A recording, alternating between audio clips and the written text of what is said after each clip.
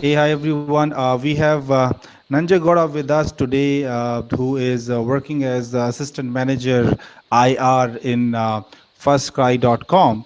And Nanjegowda is having 7 experience in statutory compliances and labor laws, etc. And we invited him to discuss one of the important thing which most of our audience used to ask, and a lot of query we see on forum and our blog, where people ask about labor laws with respect to provident fund, ESI, bonus, gratuity, contract labor act, and so many questions comes from a lot of our lot many audiences which we have on internet called www.hrsuccesstalk.com. So we thought to speak with Nanjay Gora today to find out about the labor laws in India, how complex they are, and all this stuff. So, hi Nanjay Gora, welcome back to our video interview. Thank you very much, sir, for inviting me again. It's a great pleasure I, to be part of that. yeah, your earlier sessions were also very nice with us, and I hope that my audience will learn a lot of things from there. But today we would like to have your views on statutory compliances in India, especially with respect to labor laws.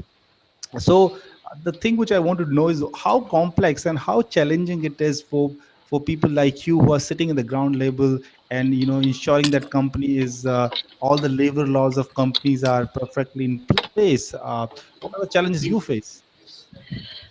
Sir, thank you very much. See, basically, I'm the people's manager. I need to work with the people. Same time, I'm responsible to compile the standard of state rules and as per the act.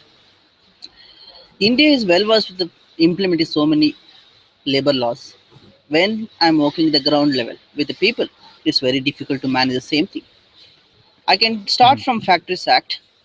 The new proposals from the Labor Department of the proposed that instead of they are making the facilities in the first aid, crash and safety and welfare offices, they are made a lot of tremendous changes. They're going to implement it by soon when this been enacted from the government. All right. First thing I would like to have is, appointment of the safety officer from 1,000 people, they're coming down to 500. The welfare officer appointment 500 to 250. The provider of one person also basic first aid facilities to be must and should. If they're working 10 people, the rest of them is compulsory. When people are looking out a lot of changes happening in labor laws, when perspective the principal employer, I'm talking about the company, they're Mhm. having the tremendous changes and lot of obstacles from the inspector of factories as well as the department of labor.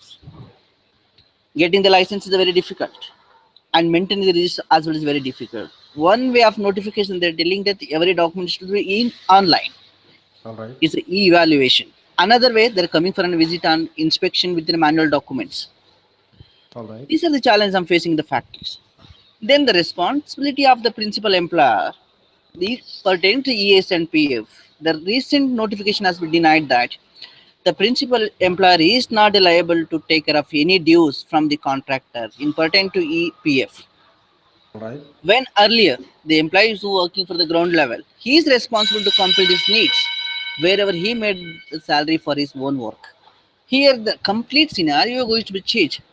It's only difficult to understand and implement it and adjust with the new system. If you talk about the second, in the minimum wages, India is always moving with a lot of changes. Splitting the minimum wages one way we can talking about. Another side, I'm talking about DA increasement. Thirdly, including the other allowances, there's the biggest question as of now for HR professionals. Mhm. The recent notification has come up. We can split into the different counterparts, where and all we can keep the basic and DA the percentage of 40 and 20%. Now the Okay. recent recommendations from the labor department, we can go for splitting the 20%, 40% also whenever we want. Ultimately, the PF contribution has to be covered under the basic and D. If you talk about the proposal in the PF, earlier it was the 6,500 rupees, now it has been to the 10,000. The new proposal is coming up to 15,000 rupees. Similarly, ESI was a 10,000, now it's a 15,000. Tomorrow would be a 25,000 rupees. So we in HR, you already tracked the ESI. We are all generated. How I can adjust to the next enrollment, where my employer is drawing 20 plus thousand in salaries? How Okay. I can comply the standard of comply law? That's the question. If Okay. I'm talking about the split of minimum wages, it again is very challenging. When I'm considering the 40% in the gross amount of basic, when I'm talking about the 20% of a DA within a amount of basic, Now I Mhm. not able to change and splitting the amount from various allowances, including one notification of rate and very clarified that all allowances comes under the gross amount as splitted of washing allowances, insurance allowances, or study allowances, or any form of incentives that comes under the gross. All right. Now the notification talk about its emulation of splitting the wages. It's giving one chance to the employer to be safeguard. Another way, the employee is going to lose the morale where he can really contribute something and get expected from the company employer contribution. Mhm. Thirdly, we talk about the gratuity notifications or the amount elimination. As sincerely we know, any employee is working with the 5 years, he is eligible for the gratuity. It's similar to the 240 days and 4 year of continuous services. He is eligible. Now, even though he is not working 5 years, he is eligible to get gratuity. It's recommended. If it's enacted, again will be the problem. People already left very recently. They will challenge the labor courts. The principal employer is not paying the amount, waste of the amount. Secondarily, the company is when I'm talking about the accumulation of amounts. The settlement might be the problem. Again, the bonus stipulation again will the problem. Proper relations will not be maintained when they are enacting the, without any kind of pre announcements or with the pre intimation to the principal employers. This is the hub.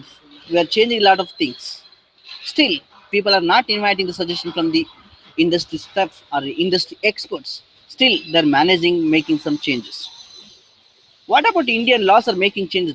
Based on what? Rajasthan government has taken very good decision that changing some policies. Based on OT hours can be extended hours of 100 hours instead of 46 hours in a quarterly. In the getting the license or the granting the contract license, instead of 20, the 10 people are eligible. Then we can go for the contract license. Similarly, the employee is not able to give notice of 1 month. Instead of 1 month, he has to give a 3 months notice to the company. They are going to regularize it. So already I will issue the offer letter or the appointment letter to one particular employee. We stated that he has to give 30 days notice. When the law has been enacted, the question will be there. Either he has to work 30 days or he has to work for 3 months.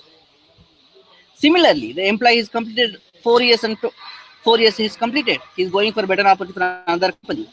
Once he is enacted, he will also question me, where is my gratuity part? As per the policy right now, we should not pay and claim it. Still, company will question it. How I can go further? Management say that we cannot split in the basic in the 20%, DA will be 15%. I'm already generating the challenge based on the basic in DA. It has some amount of 6,500, 10,000, whatever the basic amount, the surplus amount. When it can be changing will started, again the problem to managing the employee workforce with the right man. And I'm completing the standards of rules and regulation of the authorized state. Hello, sir. All, all right. Thank you very much, Mr. Goda, to share your views on with us on this. In fact, what I understand is that I can see that the complexity is absolutely there in the labor laws in India right now, Yeah. because there are a lot of acts which are driven by central government, and there are a lot of acts which are driven by state government. And you mentioned about bonus, you mentioned about gratuity, you mentioned about the Contract Labor Act, and other things which are already there, and a lot of notification which comes, and people get confused about it because of that. I think there is still a lot of scope which by which government should work, and try to get uniformity in the laws and try to make it more simpler. I would like to ask you a very small question, and I want your quick views on that. People, mostly in most of the country, people are registered under Provident Fund and ESI. So, do you think that when the person need these facilities, especially in case of ESI when the person is sick, do you think our ESI and Provident Fund departments are competent enough to give the kind of facility people should get? A quick review from your side on that. Yeah. Thank you very much for the nice question to raise to me. Again, the company when they're getting the profit, probably they're not going to share in the eight. We're talking about the perks in Indian context. We are paying the similar of 8.33% in the major industries. If you talk about Tata, you're talking about Birla, you talk about any kind of large Wipro, they are going to split in the 8.33% of the bonus when they are in the excess of profit. So similarly, we're taking about the new challenges when they're not able to adjust to the meeting the requirement. Completely Indian organization going to fail because of making the employee satisfaction group maintaining the proper facilities and perks. The recent survey I read out, one of the premier B school has been conducted a survey in the premier organizations like Tata, Kotan, Reliance, and Switzerland Industries of India and Saint Gobain Jiproc. There are few industries. They have conducted a survey. They come out with the employees not satisfaction because of the management view in Indian context. The reason is they're not going to make them happy through proper working environment, the flexible of working conditions, and maintain the health relationship. Indian industries are cut down the voice of the people. They should not give kind of any kind of suggestions of the involvement. The involvement of the employee will be compared to 20% we can see in Indian context. When I'm talking of the global organization, they are formally there an invitation to the employees to open and start up a union where they have the uniformity, talk about the demands, they talk about the problems, where they can get the solutions or maybe any kind of humiliations in the organization workforce. In Indian context, I'm very sorry to say that Indians are not providing such a beautiful opportunity for any employees to come out and to speak out their voice and raise their value of words to the management. The management by organization, the management by objectives, these are the question about. When they are setting about the objectives, they are not at all entertaining or not at all involving with the facts. They talk about hypotheses. For example, they are going to start up one more big and one more e-commerce company in one particular location. They will invest it. They will get the license. They will get the license. Everything they will do it. Unfortunately, they will find difficulty to find the resources. How I can start my operations? How I can grow with my modern operations? The thirdly, the Indian context, the very difficult situation is the balancing the manpower. It's a very difficult. When I'm giving the 6,800 rupees the basic salary, the similarly another office is going to pay 7,000 rupees. The employee is not ready to engage with this organization because of the fact of money. When I'm thinking and I'm being an HR, when I'm supporting to them to not only the money factor, recognition of the employee, clearing the succession planning, clearing the JD, and evaluating the proper modulations, Indian organization can come up. I'm not blaming the all Indian organizations. Still, the many of organizations not going to make employees to be happy because of these reasons. This way, organization has to look for three ways. One is the prospect of the business. Second thing is of employee environment. Thirdly, employee satisfaction. Employee satisfied means even the company is running loss, you are going to pay less salary in the market. They'll happy to be stay.